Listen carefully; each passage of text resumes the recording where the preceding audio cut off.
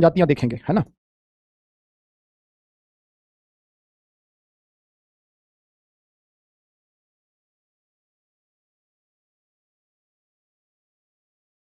अति संवेदनशील वर्ग, पार्ट 4।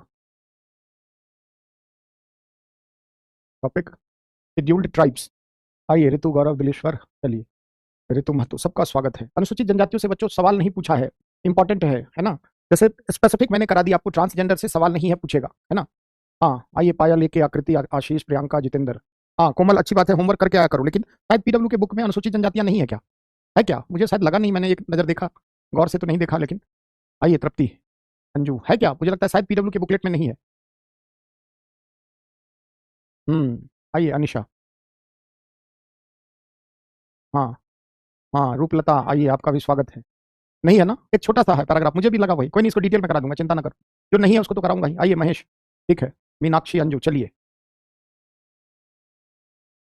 तो अति संवेदनशील वर्ग में सीधे आ जाते हैं। एक भी सवाल नहीं है, इसलिए सवाल देखने से कोई फायदा है नहीं, है ना। एक भी सवाल नहीं है।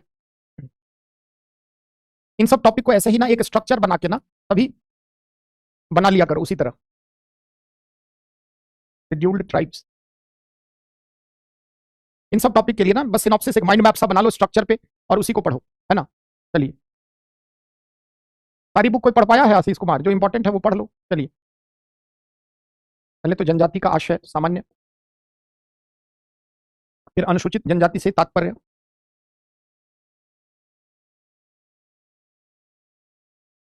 आशय, अर्थ,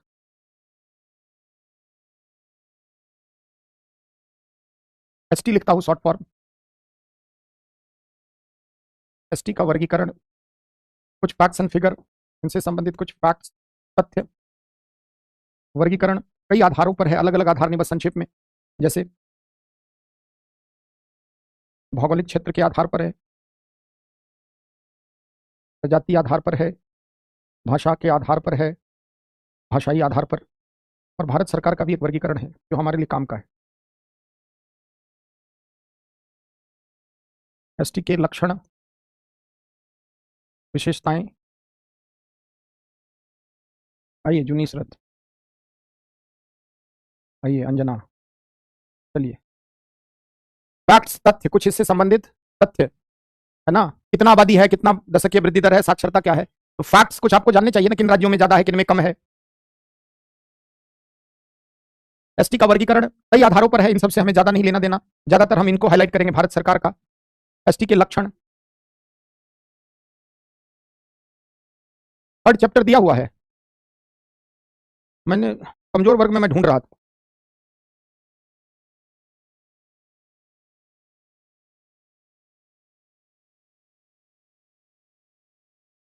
है, बता दो सबको, कमजोर वर्ग वाले टॉपिक में मैं देखा था, नहीं था उसमें। आइए राजलक्ष्मी, लिख लिया, आगे बढ़ते हैं। एसटी की प्रमुख समस्याएं, इस क्यों इनको शामिल किया गया है, समस्याएं बहुत सारी है। समाधान के प्रयास, यहां पर संवैधानिक और विधिक पूछता है, ध्यान रखना, और किसी में पूछे ना पूछे। अनुसूचित जनजातियों में संवैधानिक और विधिक प्रयास पूछ देता है। संवैधानिक प्रयास, विधिक प्रयास, संस्थागत, नीतिगत, और कुछ कार्यक्रम देख लेना आप।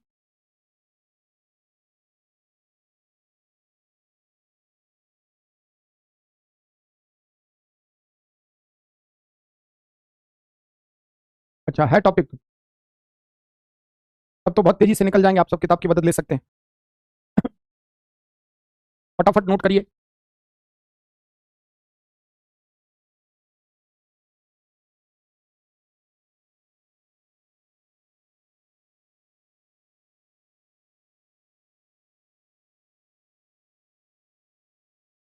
हाँ एक अलग चैप्टर ही है। योजना मतलब विभिन्न पंचवर्षीय योजना होता है, कार्यक्रम मतलब कौन कौन, जैसे कार्यक्रम का नाम, जैसे बेटी बचाओ बेटी पढ़ाओ क्या है, कार्यक्रम है। और योजना विभिन्न पंचवर्षीय योजना में उनके लिए क्या किया गया। जो न सुधरे उसको क्या ज्यादा बोलना, है ना, मौन हो जाना चाहिए।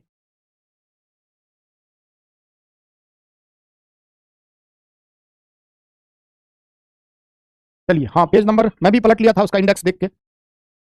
चलिए, टॉपिक है तो काहे कह रहे थे? जब टॉपिक है तो कहना चाहिए ना कि सर है, फिर क्यों कह रहे थे कि है ही नहीं? मैं तो सिर्फ देख लेता हूं कि इसमें ज्यादा तो नहीं। चलिए 2 स्लाइड स्टार्ट करते हैं। जनजाति, वनवासी, आदिवासी, एक ही बात है। जनजाति कहे या आदिवासी कहे या वनवासी कहे, इनको अलग अलग नामों से संबोधित किया गया है। ट्राइब्स इंग्लिश में, ट्राइब्स। तो किसको जनजातियां कहते हैं? ये आदिम है, बहुत प्राचीन समय से भारत में रहती आई हैं, जिनकी शारीरिक संरचना प्रजातीय भिन्नता के आधार पर जो मुख्य धारा के समाज से अलग है, प्रायः मुख्य धारा के समाज से भौगोलिक दूरी, एकाकीपन में रहते हैं, है ना। इनकी विशिष्ट प्रथा, परंपरा, संस्कृति होती है ना। तो जनजातियों से आशय वैसी जनजातीय समूह से है जिनकी विशिष्ट संस्कृति, भाषा, सामाजिक सांस्कृतिक संरचना होती है, जो अत्यंत प्राचीन काल से भारतीय समाज में रहे हैं और जो मुख्य धारा के समाज से, है ना, मुख्य धारा के समाज से अलग थलग जंगलों में प्राय रहते हैं। ऐसा कोई नहीं है कि सिर्फ जंगल में ही रहते हैं, है ना। तो जनजातियां इस देश की मूल निवासियों में से शामिल है। जैसे कई जो विद्वान है वो ये मानते हैं कि इस देश के मूल निवासी निग्रो जिसको आप कहते हैं, जनजाति के लोग हैं, जो द्रविड़ आप कहते हैं, है ना। बंद करो यार, कमेंट से ना इरिटेशन होता है एकदम, इतना ज्यादा लिखते हो ना, मतलब इतना ज्यादा लिखते हो ना। नहीं है बुक तो करा रहा हूं ना, बंद करो, बुक पे चर्चा परिचर्चा करा रहा हूं ना, इसलिए करा रहा हूं। बंद करो भाई कमेंट, है ना। एक तो हम लोगों के सामने इतना बड़ा स्क्रीन लगा दिया जाता है, लाचारी है, झेलना है। इस मैसेज लिख रही है अनिसा, बैच में करते रहना। हम लोग भी काम करके आते हैं दिन भर थकन के बाद, न्यू बैच को तो मैं सुधार दूंगा। तो जनजातियां कौन है? जिसका अपना सामाजिक सांस्कृतिक संरचना है ना, ये सब जनजातियां कहलाती है। और अनुसूचित जनजाति जब आप कहते हैं, इसका मतलब है कि किसी अनुसूची में वर्णित है। तो हम जब जनजातियों की परिभाषा अगर दें तो हम क्या कह सकते हैं? ऐसा निर्जातीय समूह जो मुख्य धारा के समाज से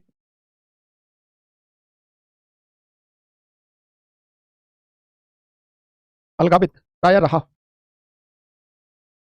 जिसकी विशिष्ट संस्कृति, भाषा, सामाजिक संरचना होती है। जनजाति, आदिवासी या वनवासी कहलाता है। वनवासी कहलाता है ना। नहीं पता है आईआर के बारे में, कुछ नहीं पता है, फोकस करो, यहां नोटिस मिलेगा। अनुसूचित जनजातियां पढ़ा रहे हैं, आम पूछ रहा है अमरूद। जब आईआर की क्लास आएगी बताई जाएगी। अनुसूचित जनजाति, शेड्यूल्ड ट्राइब्स जब भी है तो इसका मतलब अनुसूचित जनजातियां वैसी जनजातियां जो किसी अनुसूची में शामिल है, किसी अनुसूची में सम्मिलित है। और अनुसूचित जनजाति शब्द कैसा है? यह एक संवैधानिक शब्द है, संवैधानिक शब्दावली है। भारतीय संविधान के अंतर्गत आपने पढ़ रखा है पॉलिटी में, तेजी से देखिए। अनुच्छेद 341 में अनुसूचित जातियां और 342 में अनुसूचित जनजाति से संबंधित, एसटी से संबंधित प्रावधान है। और आर्टिकल 366 क्लाउज 25 में अनुसूची है जिसमें जनजातियों का नाम है ना, है ना। अनुसूचित जनजातियां एक संवैधानिक शब्दावली है ना, संविधान में लिखा गया है, जिसके लिए 2 अनुच्छेद आपको याद रखने हैं। आर्टिकल 341 अनुसूचित जातियों को परिभाषित करता है, उससे संबंधित चर्चा करता है, और आर्टिकल 342 अनुसूचित जनजातियों के बारे में है। तो भारतीय संविधान के अंतर्गत अनुच्छेद 342 में वर्णित प्रावधानों के अनुरूप जब किसी जनजाति का नाम अनुच्छेद 366 के क्लाउज 25 में जो अनुसूची में शामिल किया जाता है, तो वे क्या हो जाती हैं? अनुसूचित जनजातियां। यानी उन्हें एक अनुसूची में भारत सरकार के द्वारा जो जनजातियों से संबंधित लिस्ट है, शेड्यूल है, उसमें शामिल कर दिया गया, है ना। यानी एक ऐसी कोई भी जनजातीय समूह जिसको कुछ विशिष्ट मानदंडों के आधार पर अनुसूचित जनजाति की परिभाषा के अंतर्गत रखते हुए जिसे अनुच्छेद 366 में शामिल किया जाता है, that is called scheduled tribes. अब इसके लिए पूरी प्रक्रिया है जो आपने पॉलिटी में पढ़ रखा होगा, तेजी से नहीं पढ़ा, नए बच्चे तो पढ़ोगे, बस संक्षेप में यहां समझो। जैसे कोई भी एथनिक ग्रुप, है ना, कोई भी एथनिक ग्रुप यदि अपने को अनुसूचित जनजाति का दावा करता है तो उससे संबंधित प्रावधान है क्या, कि जब भी मान लीजिए कोई दावा करता है तो जो भी संबंधित राज्यपाल द्वारा उससे संबंधित कोई जो भी आयोग है, कमिटी है, उसको बताया जाता है। कमिटी कुछ मानदंडों के आधार पर उसे अनुसूचित जनजाति के रूप में कैटेगराइज करती है और राष्ट्रपति को यह प्रतिवेदन राज्यपाल द्वारा भेजा जाता है ना। और राज्यपाल राष्ट्रपति की सहमति के बाद, एक सेकंड बच्चों, होल्ड करिए एक सेकंड।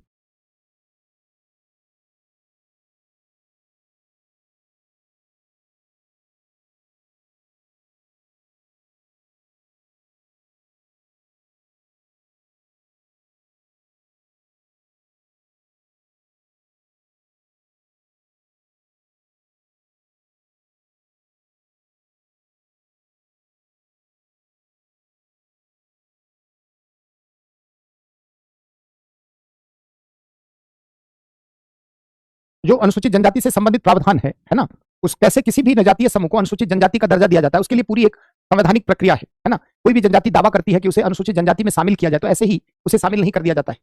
उससे संबंधित राष्ट्रपति राज्यपाल को आदेश देते हैं, इससे संबंधित बातों का ध्यान रखा जाए। राज्यपाल क्या करता है, कोई भी राष्ट्रीय अनुसूचित जनजाति जो उस राज्य का है, उस आयोग को देता है, कुछ मानदंड है, क्राइटेरिया है, जिसके आधार पर राज्यपाल ये निर्धारित करता, वो कमेटी निर्धारित करती है कि वो अनुसूचित जनजाति में शामिल होने के लायक है या नहीं है ना। जैसे पिछड़ापन वगैरह क्राइटेरिया आगे आपको दिखेगा। उसके आधार पर अगर वो जनजाति लगता है कमेटी को, जैसे राष्ट्रीय अनुसूचित जनजाति आयोग है, उसी तरह राज्य अनुसूचित जनजाति आयोग है, तो वो क्या करता है, अपनी सिफारिश में अगर उसे स्वीकार करता है तो राज्यपाल को प्रतिवेदन देता है। राज्यपाल उसकी सिफारिशों के आधार पर राष्ट्रपति को भेजते हैं, और राष्ट्रपति चाहे तो उसे लौटा भी सकता है, और अगर राष्ट्रपति उसे स्वीकार करके साइन कर देता है तो अनुच्छेद 366 के अंतर्गत वह अनुसूची में वो जनजाति शामिल हो जाती है। तो यह पूरी एक प्रक्रिया है जिसके बारे में आप पॉलिटी में पढ़ेंगे, है ना।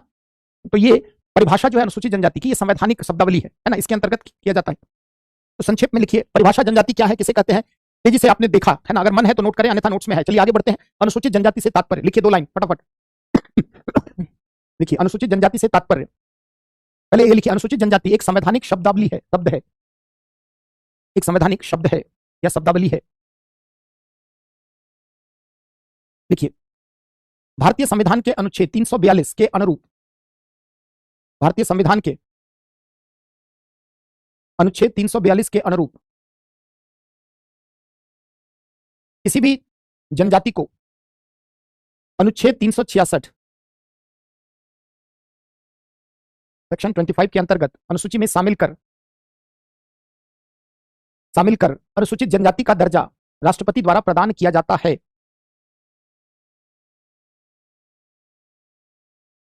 अनुसूचित जनजाति का दर्जा प्रदान किया जाता है।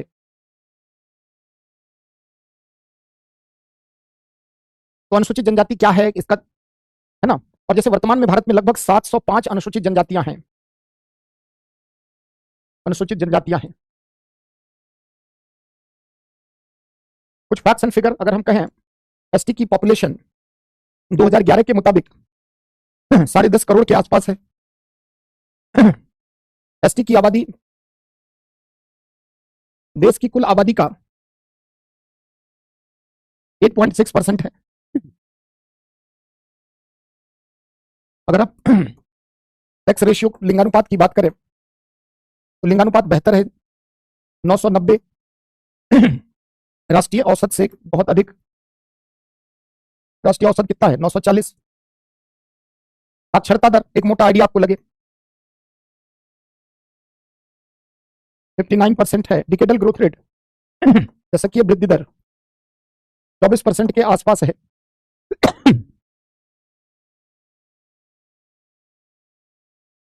एक आप फैक्ट फिगर, कुछ तो आपके पास तथ्य होने चाहिए, है ना, एसटी से रिलेटेड फैक्ट्स।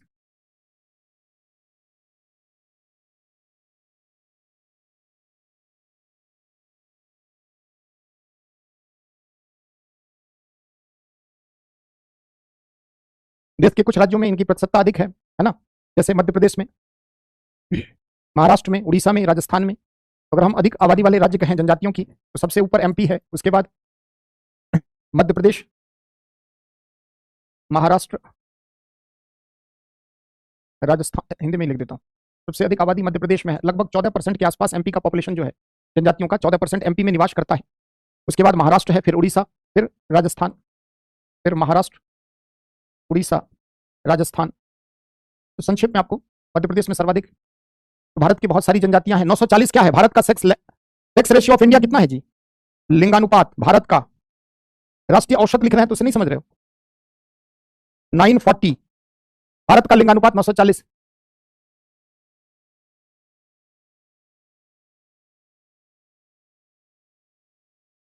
भारत का लिंगानुपात 940 है, जनजातियों में लिंगानुपात 990 है। सोसाइटी पढ़ा रहा था, वहां भी एक क्वेश्चन सेक्स रेशियो में बता रहा था ये, है ना। जैसे भारत की कुछ प्रमुख जनजातियां, जैसे गोंड, भील, संथाल, मुंडा, बैगा, सहरिया, जैसे गारो, खासी, लामा, लेप्चा, भूटिया, ये सब भारत में बहुत सारी जनजातियां हैं, है ना। साक्षरता रेशियो 59% है, साक्षरता दर, लिटरेसी रेट। वर्गीकरण अलग अलग आधारों पर है ना, हमें सिर्फ भारत सरकार का आधार समझना है जो हमारे लिए इंपॉर्टेंट है। एसटी का वर्गीकरण अगर आप देखें तो भौगोलिक क्षेत्र के आधार पर, मोटे तौर पर भारत के 3 क्षेत्र में बांटा गया है, उत्तर तथा उत्तर पूर्वी, मध्य भारत और दक्षिण भारत। सर्वाधिक मध्य भारत में है, उसके बाद उत्तर तथा उत्तर पूर्वी भारत में, है ना। तो एक वर्गीकरण का आधार भौगोलिक है, प्रजाति आधार पर भी वर्गीकरण इनका किया गया है। प्रोटो ऑस्ट्रेलाइड,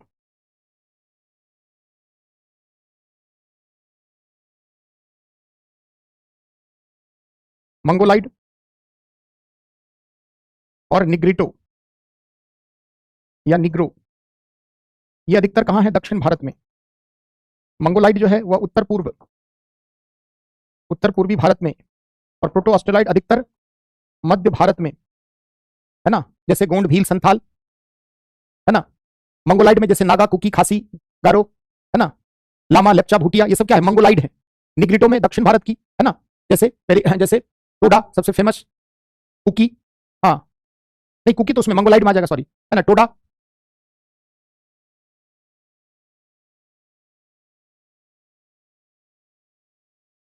तो ये प्रजातीय आधार पर वर्गीकरण, बस यूपीएससी में जनरली नहीं पूछता है, पूछ भी सकता है वर्गीकरण के विभिन्न आधार, है ना। चलिए तेजी से बढ़ते हैं। तो भौगोलिक क्षेत्र में सबसे ज्यादा मध्य भारत में पाए जाते हैं, है ना। आप देख ही रहे हो मध्य प्रदेश कहाँ है जी, 14% पूरे देश की जनजातियों का है ना। नहीं हो पाएगा मैप बनाकर, ज्योग्राफी की क्लास में समझ लो कि चांदनी जी, मैप ज्योग्राफी की क्लास में आपको बताया जाएगा। यहां तो आप भाषाई आधार पर,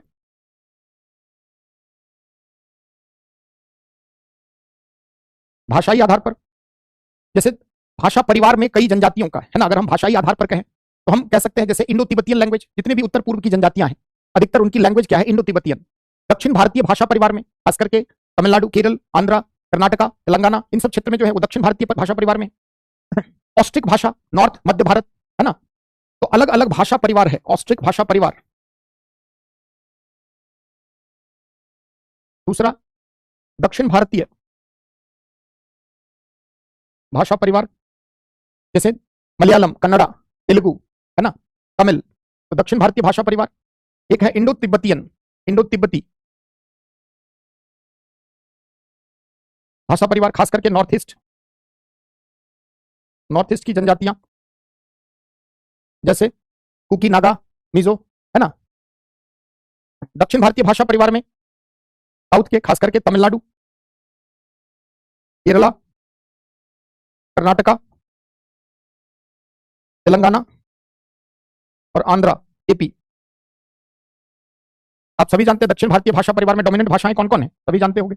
तमिल, तेलुगु, मलयालम, कन्नड़ा, इनसे मिलती जुलती भाषाएं। और ऑस्ट्रिक भाषा परिवार में मध्य भारत, उत्तर तथा मध्य भारत की जनजातियां ये भाषा बोलती हैं। दक्षिण भारतीय भाषा परिवार या द्रविड़ भाषा परिवार दोनों एक ही है ना। इनको हम द्रविड़ भाषा परिवार भी कहते हैं, हाँ दोनों एक ही है। इंडो तिब्बती नॉर्थ ईस्ट की। तो ये तो वर्गीकरण किसके आधार पर है? ये प्रजातीय आधार पर, भौगोलिक आधार पर, भाषाई आधार पर। जो मुख्य काम का वर्गीकरण है वो भारत सरकार का वर्गीकरण है। जैसे भारत सरकार द्वारा जनजातियों का वर्गीकरण मोटे तौर पर दो स्वरूप में, एक को आप शेड्यूल्ड ट्राइब्स कहते हैं, अनुसूचित जनजातियां, और एक है पीवीटीजीज, पर्टिकुलरली वल्नरेबल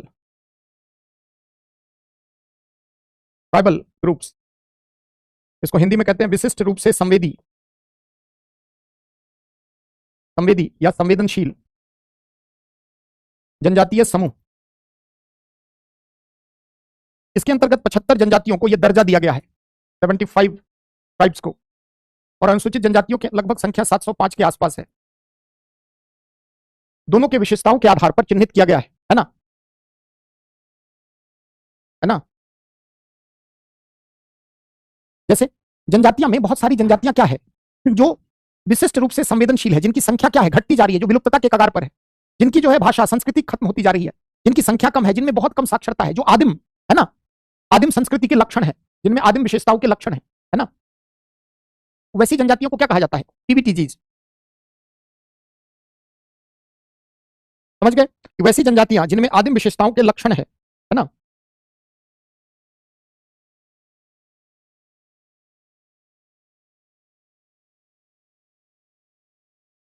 है ना।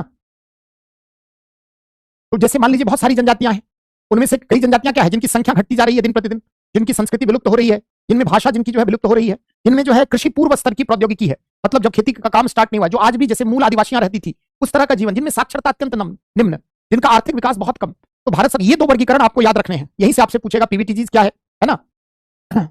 और एसटी क्या है, जैसे भारत सरकार द्वारा समय समय पर बहुत सारी है ना समितियों को बनाया गया है कि जनजातियों के मानदंड क्या होना चाहिए, किन आधारों पर हम अनुसूचित जनजाति डिफाइन करेंगे, उसका कुछ क्राइटेरिया डिसाइड किया जाएगा ना। तो जैसे लोकुर समिति बनी, चंदा समिति, लोकुर समिति, कई समितियां बनी जो जनजातीय विशेषताओं के आधार पर उन्हें जनजाति के रूप में चिन्हित करने की सिफारिश जिन्होंने की, है ना। और उन्हीं सिफारिशों के आधार पर जो है भारत सरकार के द्वारा समय समय पर अनुसूचित जनजातियों का निर्धारण किया गया, है ना। और इसमें से जो विशेषताएं आप पढ़ते हैं ये भारत सरकार द्वारा है। एक हेडिंग बनाइए, भारत सरकार का वर्गीकरण, है ना, भारत सरकार का वर्गीकरण, नोट करिए फटाफट, काम का है यही पूछेगा। लिखिए, भारत सरकार द्वारा जनजातियों, अनुसूचित, ऐसे लिखो, अनुसूचित जनजातियों की पहचान करने के लिए, अनुसूचित जनजातियों की पहचान करने के लिए, अनुसूचित जनजातियों की पहचान करने के लिए समय समय पर बहुत सारी समितियों का गठन किया गया है। भारत सरकार द्वारा समय समय पर बहुत सारी कमेटियों का गठन किया गया है। उदाहरण के तौर पर चंदा समिति, लोकुर समिति आदि, चंदा समिति, लोकुर समिति, भाषा कमेटी, बहुत सारी कमेटियां हैं। देखिए, भारत सरकार द्वारा अनुसूचित जनजाति के निर्धारण के मापदंड निम्न हैं, है ना। एसटी के निर्धारण के प्रमुख मापदंड निम्न हैं।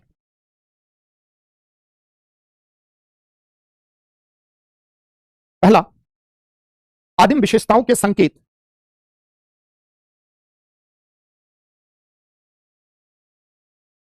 आदिम विशेषताओं के संकेत। दूसरा, मुख्य धारा के समाज से संपर्क में संकोच, भौगोलिक एकाकीपन, ज्योग्राफिकल आइसोलेशन।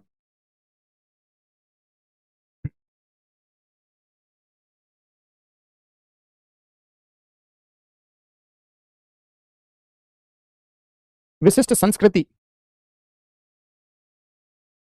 पिछड़ापन, सामाजिक, आर्थिक, शैक्षणिक।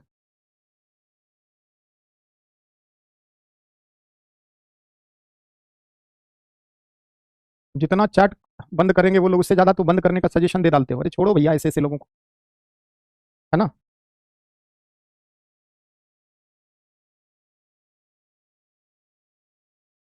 अब नहीं आएगा समस्या, चिंता ना करें।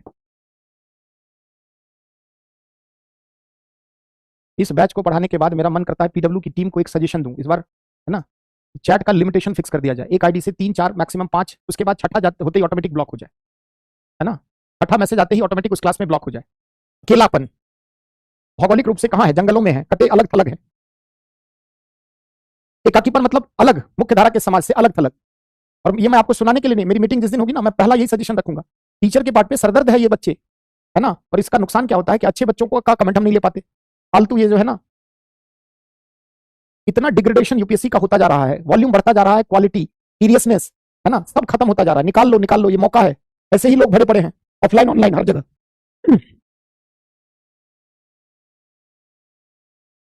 चलते हैं पीबीटीजीज के लक्षण। पीबीटीजीज पर्टिकुलरली लिख दिया है पीछे, विशिष्ट रूप से संवेदी, जनजातीय समूह के प्रमुख लक्षण, मापदंड, प्रमुख लक्षण निम्न है। पहला,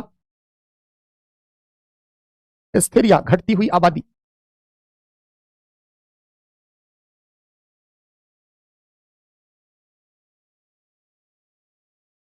कृषि पूर्व स्तर की प्रौद्योगिकी, कृषि पूर्व स्तर, है ना, सब बता रहे हैं। आदिम विशेषताओं के संकेत का मतलब क्या हुआ, आदिम का मतलब समझते हो ना जी, अत्यंत प्राचीन विशेषता है, रहन सहन, खान पान, संस्कृति, भाषा आज की नहीं है, प्राचीन है। तो आदिम विशेषता उनमें रहने का तौर तरीका, खान पान, सब क्या है, अत्यंत प्राचीन है। मुख्य धारा के समाज से संपर्क में है ना, ये इतना अलग थलग है कि मुख्य धारा के लोगों से इनको बात करने में भी झिझक होती है ना, कहीं ना कहीं उनसे दूरी बनाए रखते हैं। भौगोलिक एकाकीपन मतलब ज्योग्राफिकली आइसोलेटेड है, मतलब एक है मैनलैंड लैंड सोसाइटी जो मुख्य धारा का समाज है, और एक है जंगलों में अलग थलग, है ना। तो जनजातियों की विशेषताएं क्या है कि भौगोलिक एकाकीपन, है ना, विशिष्ट संस्कृति, इनकी प्रथा परंपरा क्या है, बहुत हटके है, अलग टाइप की है ना, उसमें समथिंग यूनिक है। पिछड़ापन किस आधार पर, सामाजिक, आर्थिक और शैक्षणिक। इधर क्या कर रहा है पीवीटीजी की विशेषता कि इनकी आबादी क्या हो रही है, घटती जा रही। क्यों आबादी घटती जा रही है? न तो जीवन निर्वाह की व्यवस्था है, न तो बीमारियों से लड़ने के लिए उपचार है, न तो शिक्षा है, न तो स्वास्थ्य है, कुछ भी नहीं है, रोजगार भी नहीं है ना। तो जैसे तैसे जिए जा रहे हैं, भूखमरी गरीबी से जूझ रहे हैं, वनों पर निर्भरता है खान पान के लिए, भोजन मिला तो खा लिया नहीं तो, है ना। हाँ बिल्कुल, दोनों के लक्षण भारत सरकार की विभिन्न समितियों द्वारा निर्धारित है ना। कृषि पूर्व स्तर की प्रौद्योगिकी, है ना, अर्थव्यवस्था का अत्यंत निम्न स्तर, साक्षरता दर न के बराबर, नगण्य।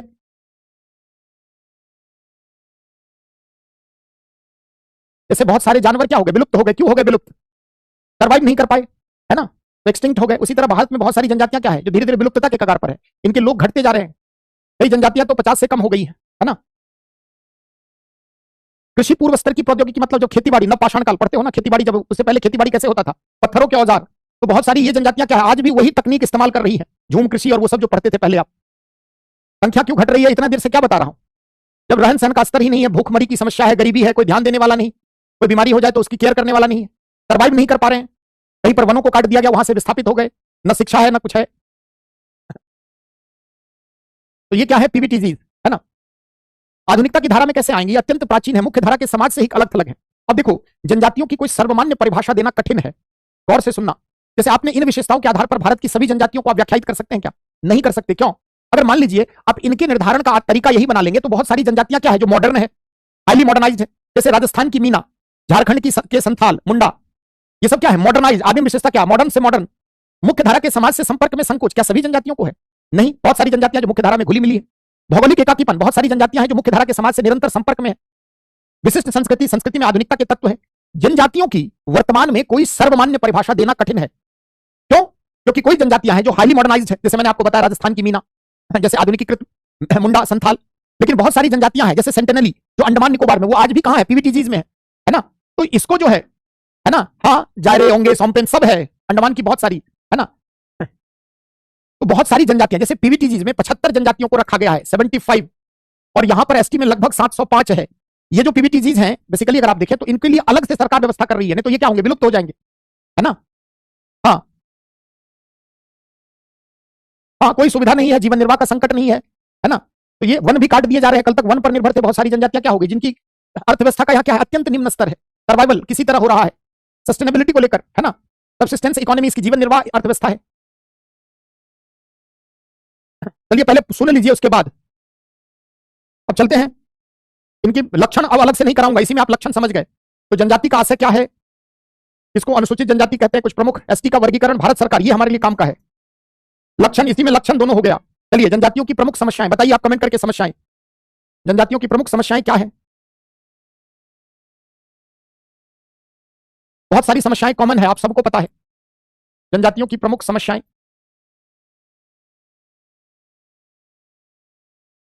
पहली समस्या तो आपने देखा, सामाजिक बहिष्करण, अलगाव, है ना।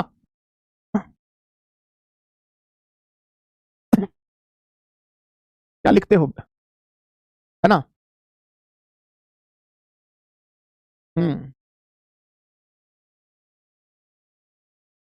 चलिए, आदिम जीवन शैली, विशिष्ट संस्कृति, विशिष्ट भाषा। आदिम जीवन शैली जो है उसके कारण पिछड़ापन कह सकते हो। समस्याएं बताइए फटाफट।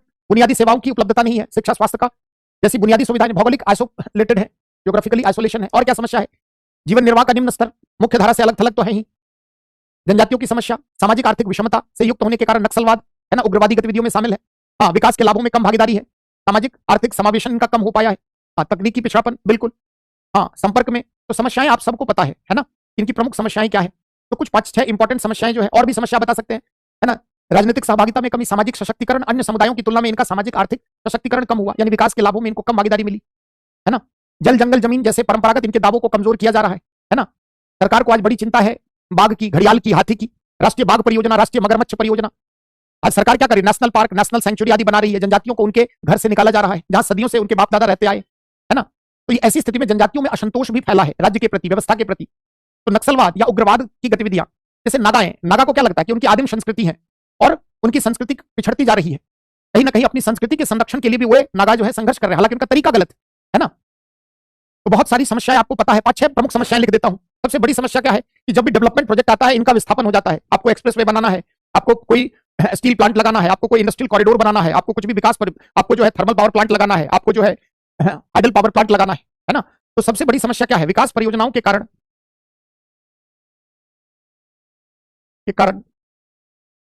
सर्वाधिक विस्थापित समुदाय,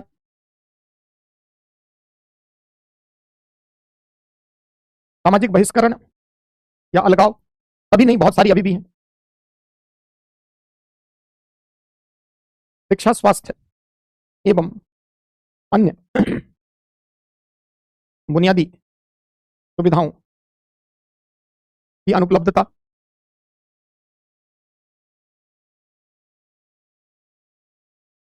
परंपरागत अधिकारों से वंचितता, परंपरागत वन से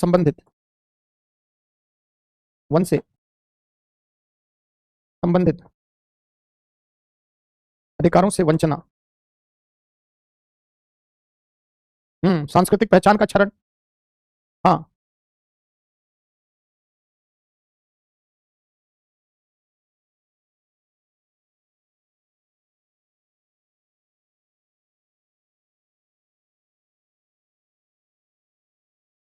हाँ, सरकार क्या कर रही है, डेवलपमेंट के नाम पे बहुत बड़े बड़े फॉरेस्ट एरिया को क्या कर रही है, डिफॉरेस्टेशन, उसका वन को खत्म किया जा रहा है ना।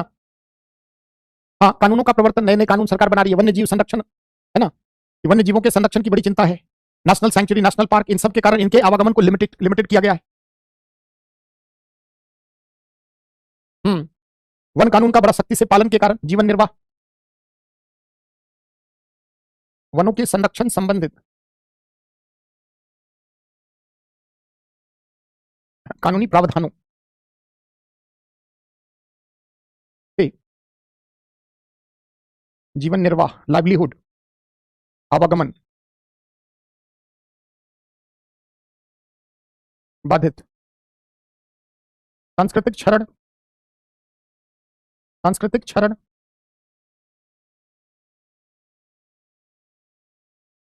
सामाजिक आर्थिक विषमता एवं भेदभाव के कारण नक्सलवाद व उग्रवाद जैसी राष्ट्र विरोधी प्रवृत्ति का विकास। काफी है समस्याएं, अधिकारों से वंचितता काफी है,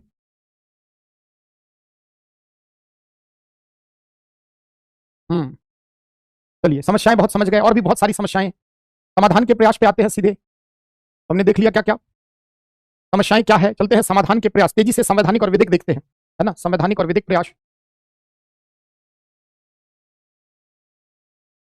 बताइए कमेंट करके, एसटी से संबंधित नोट्स देख लेना, संवैधानिक प्रयास आपका होमवर्क है।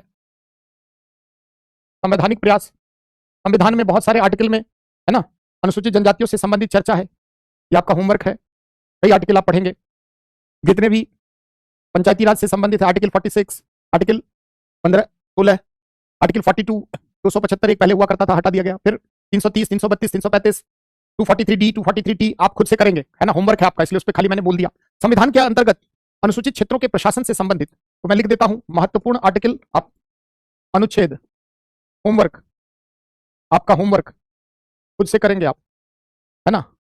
संविधान के अंतर्गत संवैधानिक प्रावधान में अगर हम देखें तो अनुसूचित क्षेत्रों के प्रशासन से संबंधित 5वीं अनुसूची पढ़ते हो ना जी, 5th शेड्यूल और 6th शेड्यूल, 6ठी अनुसूची, ये सब पॉलिटी में पढ़ा है तेजी से, अब मैं यहाँ 6ठी अनुसूची पढ़ाने नहीं आया हूं, है ना। हाँ, ये आप खुद से करेंगे, इनकी संस्कृति के संरक्षण के लिए बहुत सारे, इनकी संस्कृति, समाज, जो भी संरक्षण के लिए, तो अनुसूचित क्षेत्रों के प्रशासन से संबंधित प्रावधान ही संविधान में क्यों इंट्रोड्यूस किया गया कि ये जनजातियां आदिम है, विशिष्ट संस्कृति है, इनका अलग सामाजिक ताना बाना है, तो इनके लिए अलग से शासन प्रशासन के लिए व्यवस्था की जाए। जैसे 5वीं अनुसूची में अनुसूचित क्षेत्रों के प्रशासन से संबंधित बातें हैं, 6ठी अनुसूची में 4 राज्यों का स्पेसिफिक जिक्र है ना। चलिए, तो ये आप वहां पढ़ेंगे, क्लियर है। हाँ, जनजातीय आयोग की अलग से चर्चा करेंगे मुस्कान, वहां पर अलग से विधिक निकाय में, है ना, निकाय के पार्ट पे। या जब बात चली है तो यही चर्चा कर लेते हैं, कहीं भी तो पढ़ना ही है। जैसे राष्ट्रीय अनुसूचित जनजाति आयोग पढ़ा होगा, संविधान के अंतर्गत national scheduled, national commission on scheduled cast.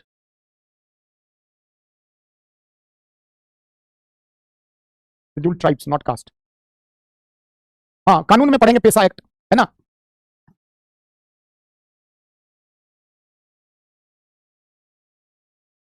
राष्ट्रीय अनुसूचित जनजाति आयोग, असम, मेघालय, त्रिपुरा, मिजोरम, बिल्कुल सही कह रहे हो।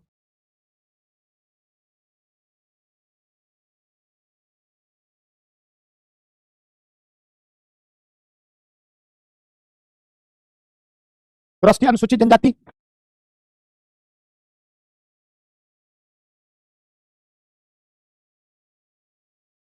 जनजाति आयोग, यह भी एक संवैधानिक संस्था है ना। क्या इसका अधिकार क्षेत्र है? देश में कहीं भी जनजातियों के विरुद्ध कोई भी घटना है तो उसके लिए यह सबसे बड़ा, है ना, एक निकाय है। पॉलिटी में आपको ये पढ़ाया गया होगा, या नहीं पढ़े नए बच्चे तो आगे आप पढ़ेंगे, बस यहाँ चर्चा कर लो, है ना, क्योंकि हम यहाँ पर फिफ्थ शेड्यूल क्या है, सिक्स शेड्यूल क्या है, नेशनल कमीशन कब आया, क्यों आया, ये सब हम यहाँ पढ़ने नहीं आए हैं, है ना। हमारा पर्पस क्या है जी? सिंपली हम जनजातियों से, हाँ, देश में कहीं भी अगर अनुसूचित जनजातियों के विरुद्ध भेदभाव है, कहीं भी उनका शोषण हो रहा है, उनके विरुद्ध अत्याचार है, तो यह संज्ञान ले सकता है ना, उसके विरुद्ध दंडात्मक कार्रवाई कर सकता है, उनके संरक्षण के लिए, उनकी रक्षा और बेहतरी के लिए भारत सरकार को यह सुझाव दे सकता है ना। जैसे इसी प्रकार राष्ट्रीय अनुसूचित जाति आयोग भी है, जैसे अनुसूचित जनजाति। हाँ, तो अगर पढ़े हैं तो तेजी से आगे बढ़िए, है ना, चलते हैं। हाँ बिल्कुल, आर्टिकल 338 था पहले, 338 नया जोड़कर इसको बनाया गया। चलिए संस्थागत प्रयास देख लेते हैं। संस्थागत प्रयास, हाँ, मंत्रालय के स्तर पर जैसे आप देखें तो पहले 1952 से 85 तक गृह मंत्रालय के अधीन जनजातीय विभाग हुआ करता था, है ना। तो होम मिनिस्ट्री जो हमारी थी उसका एक विभाग था जनजातीय मामलों से संबंधित। हाँ, पॉलिटी में डिटेल से पढ़े हैं, हाँ, ये सब पढ़े होंगे वहां, है ना। संस्थागत प्रयास में क्या क्या है, तो पहला लिखिए फर्स्ट पार्ट में, जैसे गृह मंत्रालय के अंतर्गत जनजातीय विभाग 1952 से लेकर 1985 तक यही रहा। फिर कल्याण मंत्रालय बना, उसके अधीन इसको किया गया। फिर सामाजिक न्याय एवं अधिकारिता मंत्रालय के अधीन रहा 1998 तक, और 1999 से क्या है, जनजातीय मामलों का अलग मंत्रालय ही है।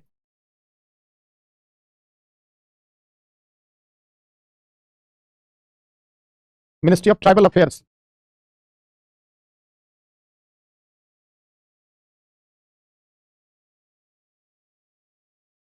नोट कर लो, ये इंपॉर्टेंट है।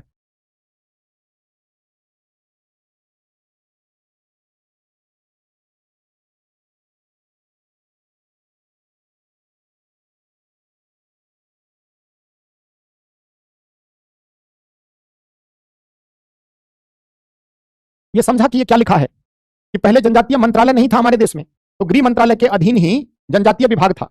बाद में इसको कल्याण मंत्रालय के अधीन जनजातीय विभाग बना दिया गया, है ना, और उसमें जनजातियों के लिए काम होता रहा 1985 से लेकर 1998 तक। सामाजिक न्याय एवं अधिकारिता, है ना, सामाजिक 98-99 में एक नया डिपार्टमेंट, तो 98-99 में ये रहा, और 99 से अब अलग मामले का मंत्रालय ही है ना। मिनिस्ट्री ऑफ ट्राइबल अफेयर,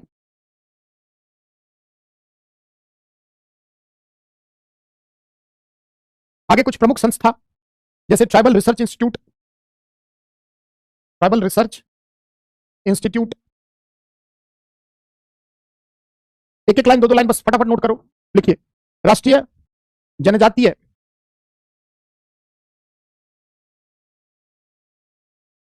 राष्ट्रीय अनुसूचित सॉरी राष्ट्रीय जनजातीय संस्थान, बहुत सारे देश के विभिन्न राज्यों में ये संस्थान कार्यरत है।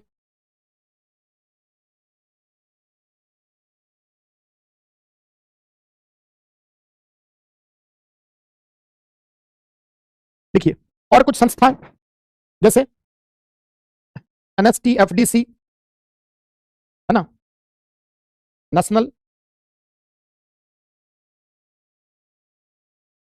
Scheduled tribes finance and development,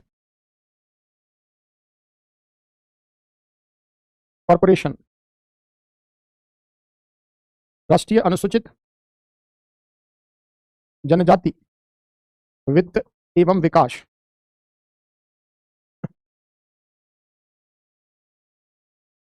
संगठन।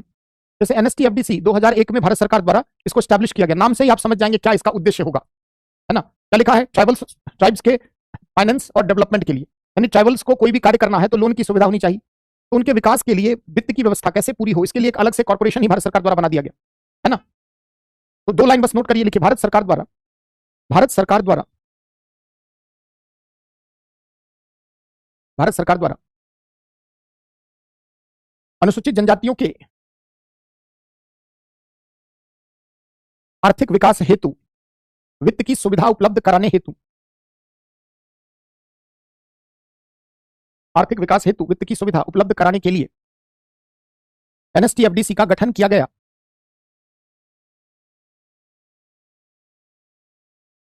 जो इन्हें रियायती दरों पर ऋण की सुविधा उपलब्ध कराती है, जो इन्हें रियायती दरों पर ऋण की सुविधा उपलब्ध कराती है। अब इसी तरह ट्राइफेड है, tribal cooperative marketing development federation of India limited. तो एक संस्था और है, नाम सुना होगा ट्राइफेड। फुल फॉर्म के चक्कर में मत पढ़ना, याद नहीं रहेगा आपको, बस एनएसटीएफडीसी लिख देना है, ट्राइफेड लिख देना है ना। तो भारत सरकार द्वारा 1987 में इसको डेवलप किया गया।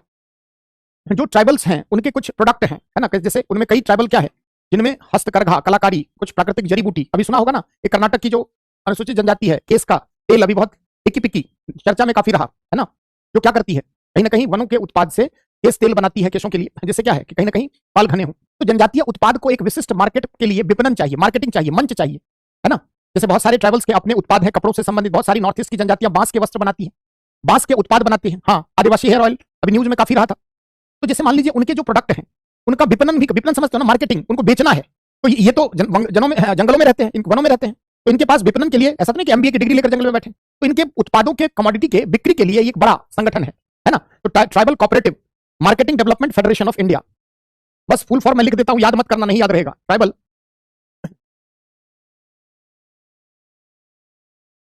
Marketing and federation India limited. Operative छूट गया, tribal operative marketing and development and federation of India. दोबारा लिख देता हूं, कंफ्यूज हो जाओगे, इतना बड़ा नाम है कि नाम याद रखना हम लोगों को दिक्कत है, आप इसलिए ट्राइफेड आप लिखेंगे, है ना। Tribal cooperative marketing development federation of India. क्या काम है, बस 2 लाइन लिख लें, लिखिए जनजातीय उत्पादों, लेकिन बहुत लोगों को अभिषेक फायदा भी हुआ है, मुझे मत समझ लेना, लेकिन कुछ लोग परिचित कहे कि कुछ फायदा भी हुआ है ना। समस्या क्या है, एक हेयर ऑयल जनजातीय आदिवासी केस तेल के नाम से मार्केट में फर्जी बहुत सारे तेल बिक रहे हैं। भाई मामा जी के लिए फर्जी तेल तो नहीं मंगवा लिए, है ना। देखोगे ऐसे ऐसे ऐड आते हैं, है ना। तो ट्राइफेड लिखिए, हाँ, बाजार में तो ये फर्जी वाला चल ही रहा है। 1500 में अगर तुम लुट गए, है ना, तो 2-3 हजार में तो जीवन ही खत्म हो जाए। 1500 में अगर लुट जाओगे तो 2-3 हजार में तो जीवन ही देखना। हाँ हाँ, देखिए रश्मिका लिख रही है, सही है, लिखिए 2 लाइन बस, देखो 2-2 लाइन। ट्राइफेड क्या है नहीं पूछेगा, देखो प्रश्न क्या यूपीएससी पूछेगा कि भारत में जनजातियों की समस्याओं के आलोक में उनके स्थिति में सुधार के लिए भारत सरकार के प्रयासों की समीक्षा करिए, है ना। तो उसमें आप ये सब, हाँ, आजकल तो सरसों का तेल, प्याज का तेल, फला तेल, ढिमकाना तेल, कई लोग तो तेल लगा लगा कर उनके बाल और चले गए, है ना। चलिए लिखिए जनजातीय उत्पादों, ट्राइबल प्रोडक्ट्स, जनजातीय उत्पादों के विपणन, जनजातीय उत्पादों के विपणन, मार्केटिंग, बेचा जाना हेतु ट्राइफेड एक राष्ट्रव्यापी संस्था है। ट्राइफेड एक राष्ट्रव्यापी संस्था है जो इन्हें एक बड़ा मंच प्रदान करती है। हम कोई तेल नहीं लगाते हैं, है ना। मेरे हेयर ब्लैक है, वो कैसे है वो मैं ही जानता हूं, आप भी समझदार हो, आधे मेरे भी सफेद हो गए। चलिए, कमेंट देख देख कर और सफेद होने लगे, है ना, इतने ज्यादा कमेंट देखकर और बाल सफेद होने लगे। चलिए, तो ये सब संस्थागत प्रयास हैं। हमने थोड़ा नीतिगत प्रयास देख लेते हैं ट्राइबल के डेवलपमेंट की। भारत में नीतिगत प्रयास क्या हुए हैं? जैसे राष्ट्रीय स्तर पर नीतिगत प्रयास, जैसे भारत सरकार द्वारा जनजातियों के विकास के लिए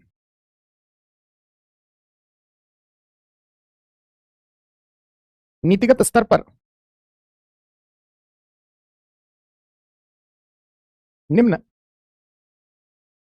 परिप्रेक्ष्य के अनुरूप प्रयास हुए हैं, या सीधे नीतिगत डायरेक्ट लिख लो। चलिए, नीतिगत स्तर पर निम्न प्रयास, जैसे एक पहला जो था वो राष्ट्रीय उपवन नीति थी, आजादी के शुरुआती दशक में। दूसरा थी नेहरू की पंचशील, आईआर वाला मत समझना, ये जनजातियों के विकास के लिए है। नेहरू की पंचशील नीति 1955 से लेकर 1990 तक। उसके बाद सशक्तिकरण की नीति,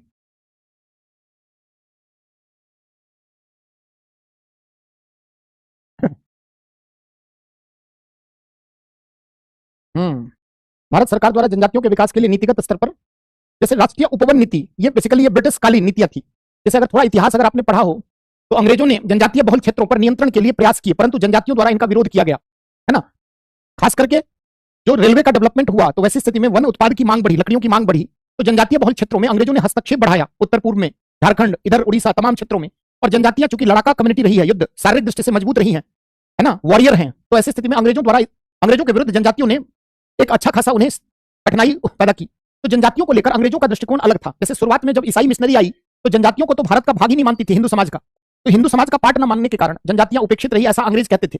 और उनका इंटेंशन क्या था, इन जनजातियों की वंचितता के कारण इनको जो है बरगलाकर इनका धर्मांतरण किया जाए। अधिकतर आपने देखा होगा कि ईसाई मिशनरी ने भारत के उन क्षेत्रों को टारगेट किया जहां जनजातियां अधिक थी, क्योंकि जनजातियों की शिक्षा ज्ञान का स्तर क्या था, निम्न था, मुख्य धारा से अलग थलग थे। कई जनजातियां अपने को हिंदू धर्म का पार्ट मानती थी, कहीं नहीं भी मानती थी। ऐसी स्थिति में अंग्रेजों ने क्या किया, धर्मांतरण की कोशिश की, है ना। जनजातियों को लेकर इनकी एक नीति रही जिसको कहते हैं नेशनल पार्क पॉलिसी। ये जनजातियां क्या हैं, अलग हैं, विशिष्ट हैं, तो इनको इनके क्षेत्र में संरक्षित रखा जाए। जैसे आप नेशनल पार्क में क्या देखते हैं, जानवरों को संरक्षित रखते हैं, हस्तक्षेप नहीं होने देते। तो जो भी जनजातियां हैं उनकी आदिम संस्कृति है ना, मुख्य धारा से संकोच है, संपर्क में, मुख्य धारा से अलग थलग है। ऐसी स्थिति में अंग्रेजों ने एक नीति बनाई अलग थलग, कि जनजातीय बहुल क्षेत्र में लोगों को जमीन खरीदने न दिया जाए। आप देखोगे आज भी बहुत सारे भारत के जनजातीय बहुल पर्वतीय राज्य जो है वहां पर बाहरी लोग जो है वो जमीन नहीं खरीद सकते, है ना। ये ब्रिटिश कालीन नीतियां हैं। 1890 के बाद ब्रिटिश ने भूमि अधिग्रहण संबंधित बहुत सारी नीतियां बनाई।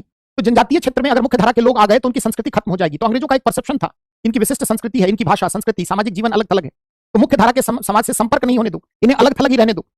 इसलिए पर्वतीय राज्यों में बाहरी व्यक्ति जमीन नहीं खरीद सकता था, आज भी, है ना।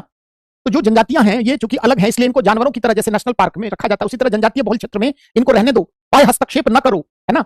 दूसरी, नेहरू के समय में एक नीति आई, नेहरू ने पंचशील, 5 विशेषता बताई, है ना, कि जनजातियों के क्षेत्र में आवश्यकता से अधिक प्रशासन नहीं होना चाहिए, लिमिटेड इंटरवेंशन होना चाहिए, जल जंगल जमीन पर इनके परंपरागत अधिकार इनको प्रदान किए जाए, है ना। लिखिए, सिद्धांत शुक्ला लास्ट में, अभी नहीं, अभी समझे ही नहीं तो पूरा निष्कर्ष कैसे निकालोगे। लिखो, जनजातियों के विकास को लेकर नीति रही है, ये इंपॉर्टेंट है, एनालिसिस लिखते वक्त आपको मदद करेगा। लिखिए, भारत सरकार द्वारा जनजातियों के विकास, भारत सरकार द्वारा जनजातियों के विकास हेतु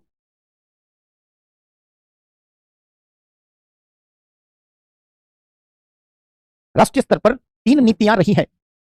पहला, राष्ट्रीय उपवन नीति, राष्ट्रीय उपवन नीति, राष्ट्रीय उपवन नीति। इसके अंतर्गत जनजातीय बहुल क्षेत्रों में, जनजातीय बहुल क्षेत्रों में जनजातियों को संरक्षित कर, जनजातीय बहुल क्षेत्रों में जनजातियों को संरक्षित कर मुख्य धारा के समाज से अत्यधिक संपर्क से बचाने पर बल दिया गया, मुख्य धारा के समाज से अत्यधिक संपर्क से बचाने पर बल दिया गया।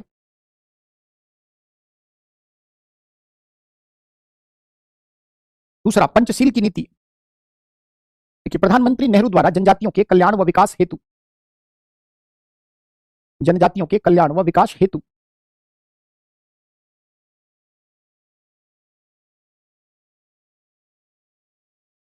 पंचशील की नीति दी गई जिसके में मुख्य बातें निम्न हैं। पहला,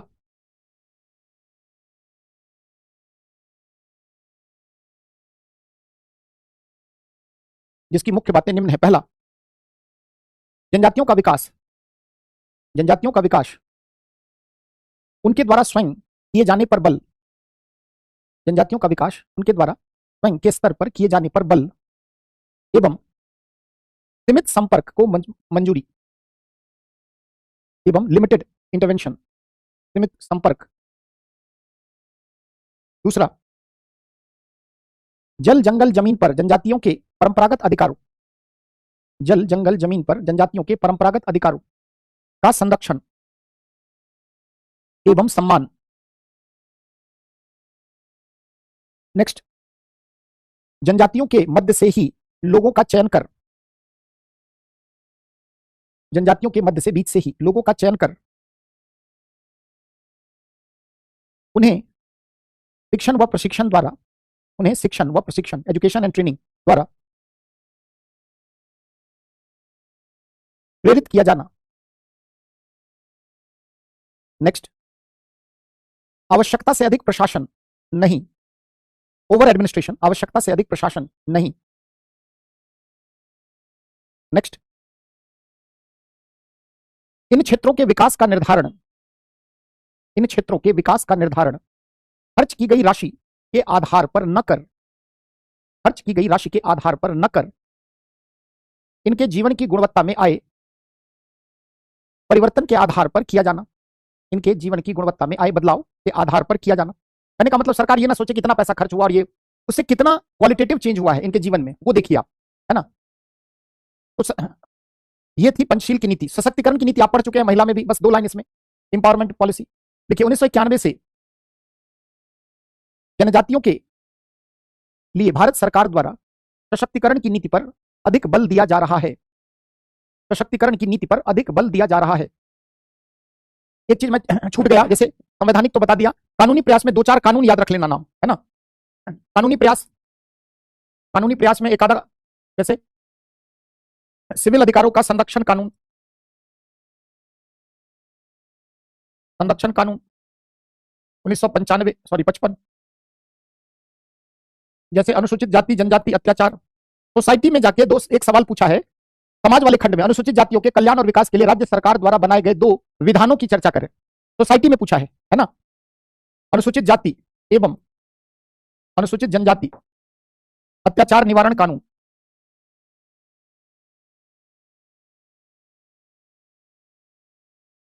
निवारण कानून 1989, पेशा act 1996, forest rights act, one अधिकार कानून 2016, 2006 का है, सॉरी। पेशा तो समझते होगे ना जी, पंचायत, हाँ, एक्सटेंशन टू शेड्यूल्ड एरिया, यानी अनुसूचित क्षेत्रों में पंचायती राज व्यवस्था के विस्तार के लिए, है ना। Panchayat extension to scheduled area, अनुसूचित क्षेत्रों में पंचायत के विस्तार संबंधित कानून।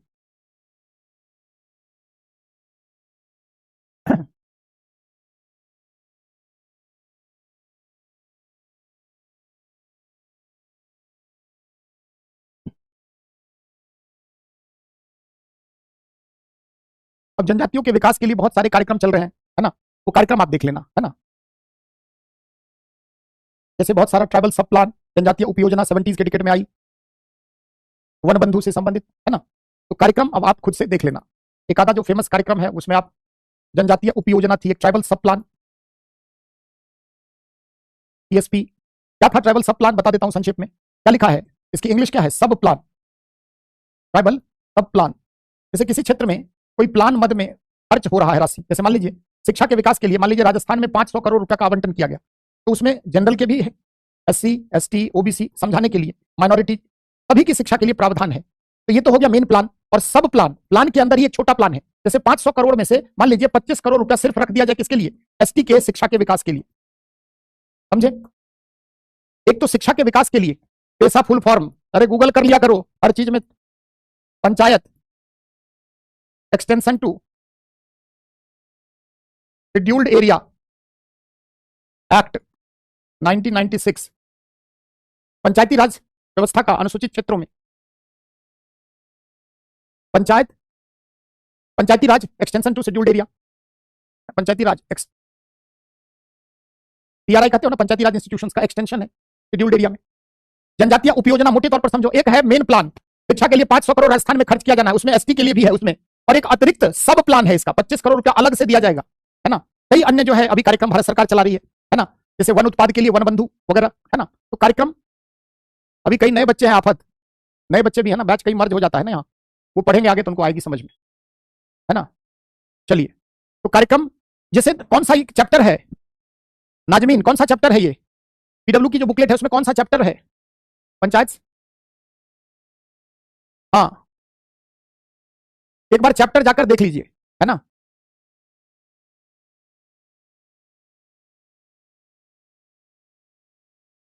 चलिए,